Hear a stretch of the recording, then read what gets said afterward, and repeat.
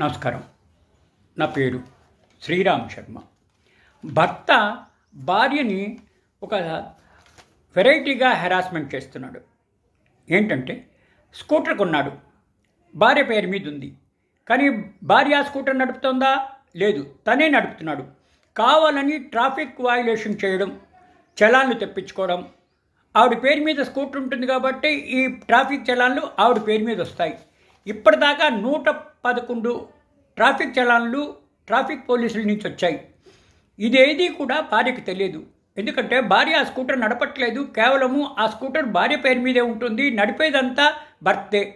ఇద్దరికీ ఘర్షణలు ఉన్నాయి అని ఈ విధంగా హెరాస్మెంట్ చేయడం మొదలెట్టాడు.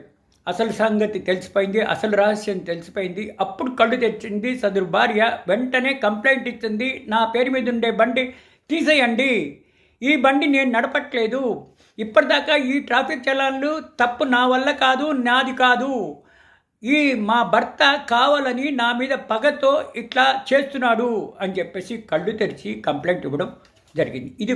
ఇది కొత్త రకమైన చర్చకు దారితీస్తోంది. ఇట్లా వయలేట్ చేస్తూ హెరాస్మెంట్ చేయడం కొత్త రకంగా ఉంది కదా. Thank you.